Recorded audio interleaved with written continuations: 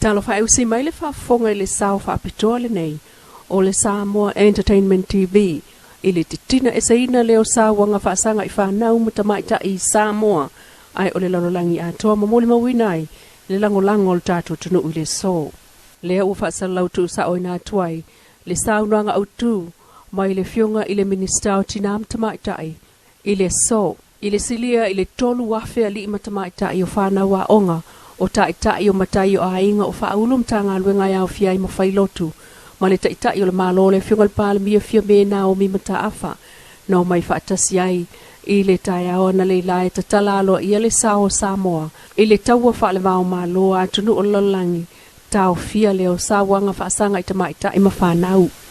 Wa malang mai uru ngalu tapu kia i le anu liu le nei aso man wha moe moe. Wale masino foi whalau i loa tanga luenga i sosiala whaasala lau. Ka momoli atu ai te au maute o tamu whainga o tala aloa ia i le so mo aso i spuruonu. O lo wha tu ai man lau tio le nei proklame e whapea malu whale. O le anu whale atoa o le nei wha moe moe. O le tamu whailea a bea sa moa masatunu o sa loto mai sa wanga tinam tamaita. Whapea whanau i tonu o ainga. Le nā mala aina le sao whaafi, ma se solo wha mai o le nei whapita auri i to tonu o le tato ato lu. Ma o tonu ai i to wha e mā lo. Ka wala atu le mtanga luenga o tinanu tamaitai, a tina e o nuu maa so tai. E amata mea i se whama ite ta ua le nei, ina ia fisosa ni ai le itu paori, e fo ia le nei whapita auri mātangaa. O le susu ena le samo le mua a inga ta whaia i lua afe. I whamau inga ai pasipuru ono pa Sene la whaia tina ni sao a inga i rato kaito o lua. I le taini a toa o rato whaale ungari. To e whaia le nei susu ena lua o spul fitu. I whamau inga ai mo ono spulu pa Sene la whaia tina ni sao ai. I le taini a toa o le maftanga whaale ungari. Rona winga. E se full 5% si ti ai le fai numera i to tonu o full fit ka sanga ma o se si tanga ma wai sa fa ma uina i foi su ena lea i le lua ota spitu e tu sa male inva full percent o fa nau ni sa wai no fo rona winga a to tolu e to rima se fa nau iti le aina e a fia o malabana to i te mi umai fa tino ai le yanga le alofa i to tono ainga. O ringa mai, a to e whai voi se sisua su ema, e olu to e whai loa mai fo, wha au au pe e rungo le mei whai ni mera. E tari tonu, sa tele ni tamu whainga e au wale por kaname ese, na whaatino ina e kato malo manu whaanga. E tamu whai fo ia ele nei to atu ngā, ai pamaria, e le o whai ti tia lava, e whaatupura ia. Ua fia foi tau sanga o whaile nei programe skulu anu aso. Sang whaamalo sia i lava au wala tau fia aile nei whaamai. Na ili ai lama. E lata ele miliono ta lai tau sanga tuku whaalu whaanga me tato malo e alu nei tau mpoinga. Aile o fua mais tu langa e tau na iai. O te manatu ua te tau na whai se isi whainga.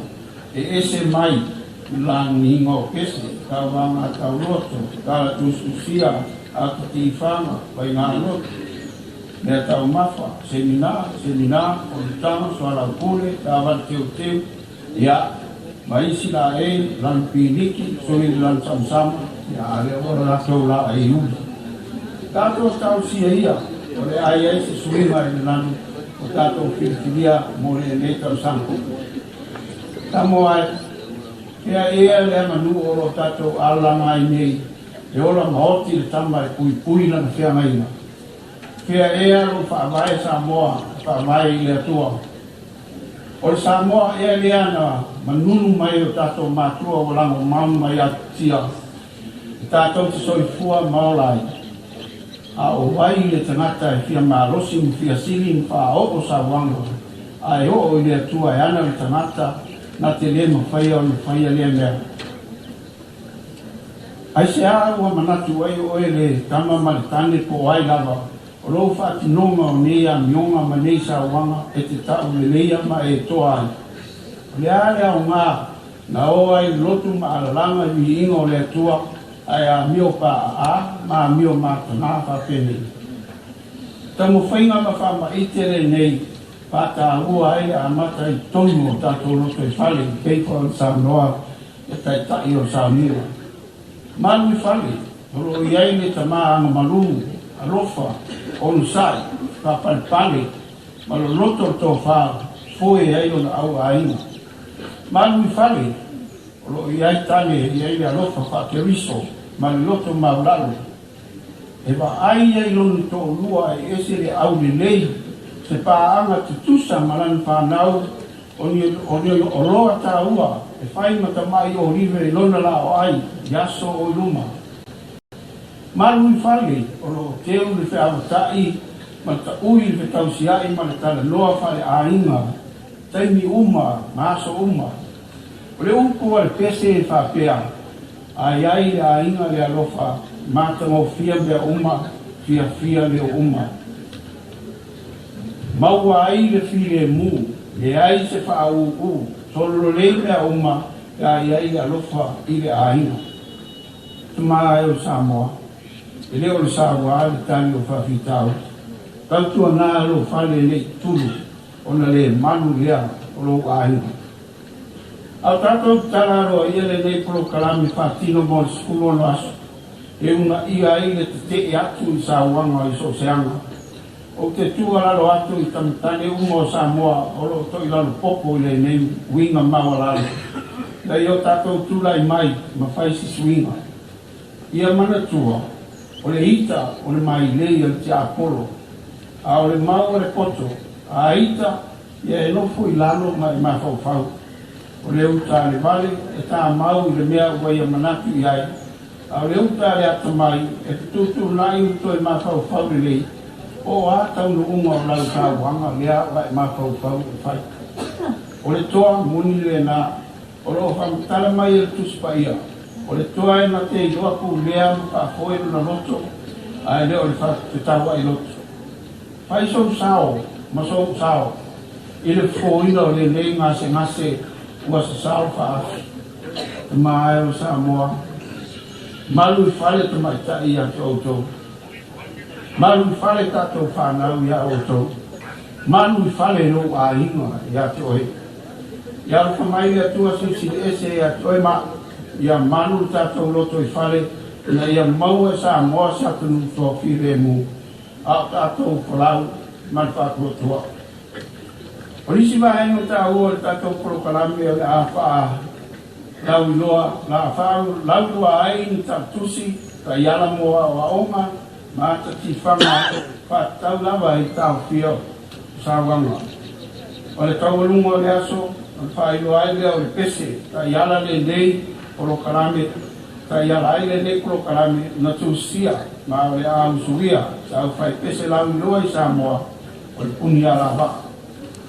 Mori ate whastai, ma whamalo, iai lātou umarawa, whai sao le nei whamoe moe, ma i whamanuia le atua i ate o tau. Biawa ma whaloalo, whai loa atu ai, wa tala aloa ia nei tātou prokalame, mō tau whio tāwana. Na tamua le nei sauninga whaapitoa i le solo pol savali uliuli, mai le ofisa fui mui e pia ta amiro le watim, ma awai whaatasiai ilu ma maota o le malo mol sisina e o le fua o le saulutonga o tangata Samoa uma.